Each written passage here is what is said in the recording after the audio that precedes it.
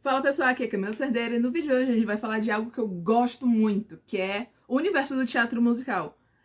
Eu falo teatro musical porque essa é a origem da linguagem musical, né, que eu vou estar falando, mas eu não vou me prender exclusivamente a teatro. Eu também vou falar sobre cinema, sobre séries, porque muita coisa bebe dessa linguagem que eu vou estar explicando aqui pra vocês.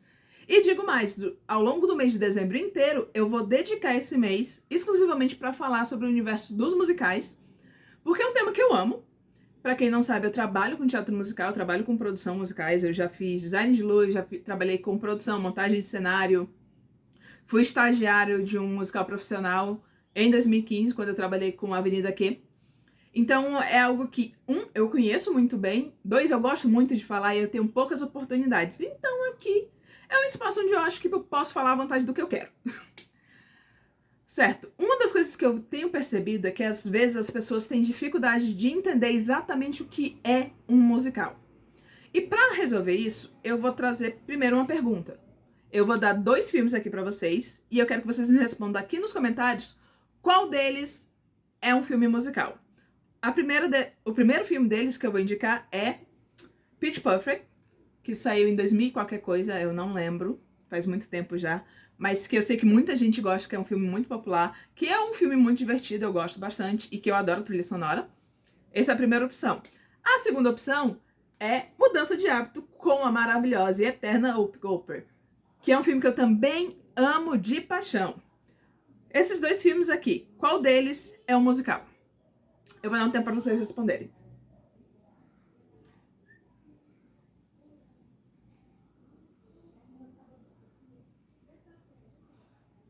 Conseguiu? Decidiu? E se eu disser pra você que nenhum desses 2 filmes é um filme musical? Parece estranho. Primeiro porque Mudança de Hábito tem um musical na Broadway, que foi montado aqui no Brasil também, e que é maravilhoso. E aí você fica, mas se ele tem um musical, uma peça de teatro musical, como é que ele não é um musical? Porque a peça é diferente do filme. Na peça, a peça utiliza a linguagem musical. O filme é uma história da Dolores, que é uma cantora que vai se esconder em um convento de freiras e que ela monta um coral de um coral de igreja. Só que as músicas que são cantadas nessa história, elas não movimentam a narrativa, elas não estão ali para contar o que está acontecendo em cena, nem para contar as emoções que os personagens estão tendo. A mesma coisa acontece com Pitch Perfect. A gente tem uma história de um coral de universidade, mas as músicas que eles escolhem, elas não refletem as emoções dos personagens. Quando a gente pensa em Glee, e eu sei que Glee é um péssimo exemplo porque Glee é ruim pra caramba, eu sei, tá tudo bem. Eu assisti e eu tenho estresse pós-traumático até hoje por causa disso. Mas se a gente lembrar, a primeira temporada de Glee, por mais que eles estivessem cantando aquelas músicas realmente no coral, no Glee Club, a gente lembra que essas músicas também refletiam as emoções que esses personagens sentiam. E esse é o principal segredo da linguagem do teatro musical. No teatro musical, a música e a dança, elas não estão ali meramente figurativo. Elas não estão ali só para fazer uma cena bonita, elas não estão ali só porque eu queria alguém cantando. Elas estão ali com um propósito muito específico de movimentar a narrativa para frente, de contar a história que está sendo proposta. Então, nunca no teatro musical, na linguagem musical, a gente nunca tem alguém cantando do nada. Ela tá ali cantando ou pra narrar a ação que tá acontecendo, ou então pra expor os seus sentimentos. E para fazer isso, existem algumas formas diferentes. Por exemplo, no filme Annette, que eu fiz review, e eu vou deixar aqui em cima no card a resenha pra vocês. Eu não sei qual é o lado, vai ficar aqui em cima em algum canto. Annette, ele é um filme inteiramente cantado. Ou quase que inteiramente, ele tem algumas incursões de falas. Mas ele é basicamente inteiramente cantado. Então ele lembra muito a ópera. E o teatro musical, ele veio da ópera, de fato. Ele é um derivado. Eu já explico um pouquinho a história do teatro musical. Mas o Annette, ele tem isso. Ele é inteiramente cantado. Então todas as ações que a gente vai entender dos personagens vêm através da música. Então a gente vai entender que aquele comediante tá apaixonado por aquela personagem X pela forma como ele tá cantando. A canção que ele tá... Ah, a personagem fulana de tal tá insegura e acha que não pode confiar mais no namorado. Vai ter uma música pra mostrar isso pra gente. Outro exemplo que eu posso usar. Tic Tic Boom. Tic Tic Boom é bem curioso, porque assim, Tic Tic Boom, ele acontece... As músicas acontecem no mundo real. Elas não são algo surrealista como a Net, ou eles não é algo que está dentro da mente de um personagem. De fato, está acontecendo uma apresentação musical ali. Mas elas sempre estão refletindo os sentimentos daqueles personagens naquele momento. Então você meio que tem essa jogada de a realidade musicada cantando com a realidade dos personagens que estão vivendo. E por isso que a gente tem aqueles cortes de cena para apresentação para o período que o Jonathan estava vivendo. Isso também acontece, isso acontece em Glee, principalmente na primeira temporada, reflete. A gente também vê isso acontecer em The Get Down. A gente vê isso também acontecer em Dreamgirls. Então, outro exemplo, Star is Born. É outro exemplo disso. The Rocketman, musical fantástico, por sinal, vão assistir, tem na Netflix. Todos esses exemplos de musicais, onde a gente tem a história de um artista cantando, mas o que ele tá cantando é um reflexo do momento que ele estava vivendo. E aí você tem essa jogada de um show, uma apresentação e o momento que ele vivia. Então a gente tem essa segunda linguagem. Não é igual a Net, que é inteiramente cantado e tem uma aura mais surrealista. Exemplos como a Net, a gente vai ter o Fantasma da Ópera, a gente vai ter Hamilton, a gente vai ter Les Mis. Todos esses são exemplos de espetáculos que são inteiramente cantados do começo ao fim. Rent também é um bom exemplo, que bebe da mesma água de linguagem que a Net bebe. Então a gente já viu 2 exemplos de linguagem que a gente pode ter em musicais. O terceiro, que é um que a gente vai ver em The Heights, que é quando a música entra para expressar a emoção do personagem. A gente, quando estuda teatro musical, a gente fala muito isso, que o personagem começa a cantar quando o que ele sente é tão forte que falar em palavras não é o suficiente. Então ele precisa cantar. Isso vale para qualquer coisa. Qualquer coisa. Tipo, pode ser que ele esteja muito feliz ou que ele esteja muito triste, mas sempre vem desse grande ímpeto de emoção. Eu já falei que The Rocketman, ele usa essa coisa da linguagem real, né? Tipo, a música tá acontecendo diegeticamente dentro da história.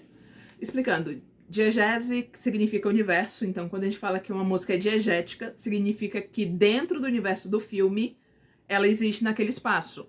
A diegética significa que ela não existe dentro do espaço cinematográfico, mas sim do espaço que o público tá vendo. Mas em Rocketman, se você reparar bem, todas as músicas cantam emoções muito fortes do Elton John. Eles representam sentimentos muito reais e muito palpáveis. Eu lembro muito do primeiro número, que é quando a gente entende o sentimento dele criança, dele estar se sentindo perdido e meio abandonado por aquela família que não se importa com ele. E aí ele canta a primeira música. Aquela cena é brilhante, eu acho incrível aquela cena. Nossa Senhora, eu escreveria um TCC sobre aquela primeira cena. Mas é bem isso. Um exemplo de musical que usa muito bem isso é In The Heights. Todas as músicas de In The Heights, elas exploram a emoção muito forte de um personagem. Então você tem sequências de falas, sequências normais de cenas, e aí de repente alguém é atingido por uma emoção forte para contar sobre os seus sonhos, para lembrar do seu passado, para falar das suas inseguranças, e é nessa hora que vai entrar uma música. Então a gente tem essas 3 linguagens básicas no teatro musical. Como é que a gente chegou nisso? Aí agora eu vou entrar um pouquinho na aula de história. Teatro musical. A gente fala de teatro musical, como a gente conhece, ele foi criado nos Estados Unidos. Porém, desde a Grécia Antiga, a gente já tem a incursão de música e dança nas performances teatrais. Eles usavam antigamente isso como forma de louvar aos deuses.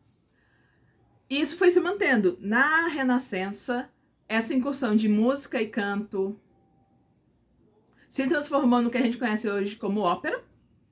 Só que a ópera, ela tem algumas regras bem rígidas que diferem do teatro musical. A primeira delas é, o estilo de canto é muito característico. Você canta o estilo ópera. E esse é um estilo próprio de se cantar. É uma técnica específica que você tem que ter para cantar. Já o teatro musical, não. Você pode ter qualquer gênero musical dentro. A gente tem musicais com folk, com rock, com pop, com rap, com hip hop. O céu é o limite. Tanto faz, gente. Se você quiser fazer uma peça teatral com pagode, é possível. Isso me deu a ideia de talvez um dia escrever um musical sobre pagode. Mas isso é um papo outro dia. Então a gente tem isso. Além disso, tem algumas coisas, por exemplo, na ópera a gente não tem números dançados. A gente vai ter dramatização e o canto. No teatro musical a gente tem a presença, se você quiser, de números de dança. E existe a principal diferença para mim, que é a linguagem mesmo, a língua que é cantada o espetáculo. Se a gente está falando do ópera, a ópera é sempre cantada na língua de origem da peça. Então, se é uma peça italiana, ela é sempre cantada em italiana. Se é uma peça francesa, ela é sempre cantada em francês. E assim vai indo. No teatro musical, não. A língua da peça é a língua do espectador. Então, se eu estou assistindo uma peça de origem americana, mas eu estou assistindo no Brasil, ela foi traduzida. Então, existe a versão brasileira das músicas. Já na ópera não vai existir essa versão, a gente vai ter que ver ela especificamente na língua de origem. E eu acho que isso atrapalha um pouco, porque, por exemplo, eu não sei italiano, então se eu for ver uma ópera italiana, eu vou perder muita coisa da informação do espetáculo. Mas se eu for ver um espetáculo, uma peça de teatro musical italiana, mas montada no Brasil, eu vou entender porque ela vai estar traduzida. E aí tem essas coisas, muita gente acha, gente que gosta de ópera diz que o teatro musical é uma versão muito popular da ópera. E aí eles tentam rebaixar o teatro musical por conta disso, porque acham que é um meio muito comercial, tanto de teatro como de ópera. Eu não vejo problema, eu acho que é popular, que ótimo, as pessoas podem aproveitar a arte. Eu acho que besteira achar que, tipo, a arte tem que ser elevada e cara e pouco acessível. Não, a arte tem que ser acessível para todo mundo, gente, pelo amor de Deus. Gosto de teatro musical, sim. Acho popular, sim. Acho que é comercial, sim. E eu não vejo problema em ser. Não é... É arte do mesmo jeito. Ainda houve investimento de pensamento criativo, de produção. Então, pra mim, tá valendo. Isso, a ópera vem da Renascença. Como é que o teatro musical, então, surgiu? Ali em 1866, a gente teve a primeira peça que foi considerada uma peça de teatro musical, que é The Black Crook, que aconteceu em Nova York, acho que foi em setembro de 1866. Só que ela ainda não tinha a cara do teatro musical. Ela tinha músicas, ela tinha números dançados, mas ela não tinha grandes números como a gente conhece hoje no teatro musical. O que a gente considera de teatro musical moderno, a gente foi ver a primeira peça moderna em 1927? Em 1927 com Showboat, que foi a primeira peça considerada do teatro moderno, que inaugurou o que a gente chama hoje de Era de Ouro do teatro musical. Essa Era de Ouro, ela se confunde muito com a Era de Ouro do cinema, porque o período histórico é o mesmo, que a gente vai ali da década de 20... O teatro musical começou com 27, vai da década de 40 até a década de 70, que foi quando os grandes musicais modernos, com grande renome, começaram a acontecer. E aí a gente vai conhecer, por exemplo, Noviça Rebelde, Oklahoma. Por sinal, se eu não me engano, foi Oklahoma que inaugurou o período da Era de Ouro dos musicais. Oklahoma, Mary Poppins, O Mágico de Oz, Sete Noivos para Sete Irmãos. Eu tô esquecendo um monte de coisa. Tem um monte de musical do Gene Kelly, Cantando na Chuva, Cinderela em Paris. Todos esses filmes clássicos e musicais clássicos como My Fair Lady. O que acontecia muito era, a gente tinha peça na Broadway, essa peça era transformada em filme, ou o inverso, a gente tinha um filme e de repente era transformado em peça. Então tinha essa intersecção onde o cinema e o teatro musical ficaram uma grande bagunça meio desmorfa, mas que acontecia simultaneamente. O que foi que encerrou a era de ouro do teatro musical? Em 1970, houve a produção de Hair. E na Era de Ouro existem algumas características muito singulares. Os finais felizes, histórias com moral, onde eles tentavam elevar o personagem, então era muito comum você ver os 12 passos da jornada do herói acontecendo, ou algo do gênero. A gente sempre tinha essa transformação do protagonista num final bonito, numa mensagem positiva. E em 1970 a gente conheceu Hair, que é um musical que vai falar sobre questões um pouco mais polêmicas, que ele vai abordar a cultura hippie, vai falar sobre a guerra do Vietnã. Ele não é nada positivo, ele é bem conturbado, envolvia nudez no palco. Então ele era bem diferente de tudo que tinha sido produzido e ele foi um tanto quanto rebelde para a época. E aí se encerra a Era de Ouro e começa o que a gente vai considerar mais a Era Moderna. Depois de Hair, a gente vai ter musicais como Rent, Next to Normal, Avenida Q, o Wicked. São musicais que eles começam a explorar outros temas, um pouco mais reais, um pouco mais crus, alguns mais polêmicos que outros ainda pegando nessa vibe de mais felizes. A gente vai ter Grease, que é uma comédia romântica adolescente bem bobinha, que fala sobre uma questão de gênero, sobre pressão social. A gente vai ter musicais como Hairspray, que tá rolando aqui atrás, que vai falar sobre questão racial na época, vai falar sobre alguns desses temas, mas sempre com uma pegada mais leve. A gente vai ter alguns musicais mais pesados, como Next to Normal, que é um grande drama que vai falar sobre saúde mental. A gente tem The Evan Hansen, que é um musical recente, é um musical de 2016, se eu não me engano, que vai falar sobre saúde mental, com um humor um pouco mais ácido. A gente tem musicais como Heathers, que é uma comédia de humor sombrio muito interessante. Então a gente começa a ver que da década de 90 pra cá, o universo dos musicais se tornou bem atípico e bem diferente, e tudo é possível contar dentro desse universo. A gente não conta mais só finais felizes. A gente não tem só aquelas histórias simples que a gente tinha na Era de Ouro. A gente tem agora ficção científica, drama. Existe um musical de Percy Jackson. Eu ainda não assisti, mas eu acho muito peculiar que exista um musical sobre um semideus em Nova York com um sátiro. Quem sou eu pra julgar? Então, o universo do teatro musical é bem amplo e qualquer história pode ser contada. E existem essas regras, essas normas da linguagem, de como isso vai ser expressado, mas dentro delas você pode fazer o que você quiser. Você pode fazer episódios musicais que façam sentido ou que não façam sentido.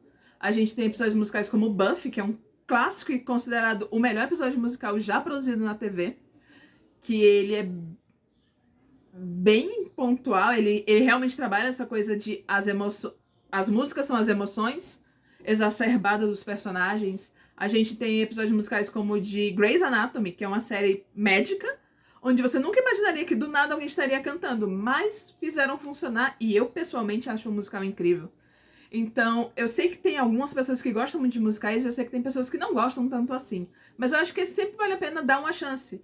Porque se você não gostou de, sei lá, Mulan ou de In the Heights, talvez você goste de Rocky Horror Picture Show, ou talvez você goste de Hamilton, ou talvez você goste de Wicked, ou sei lá. Existem tantos gêneros diferentes dentro do teatro musical que provavelmente vai ter uma peça que você vai gostar. Eu vou ficando por aqui. Me comentem aí se vocês gostam de musicais, qual é o seu filme musical favorito, se você tá ansioso pra ver algum musical, e vamos conversar sobre isso. Eu vou ficando por aqui. Tchau!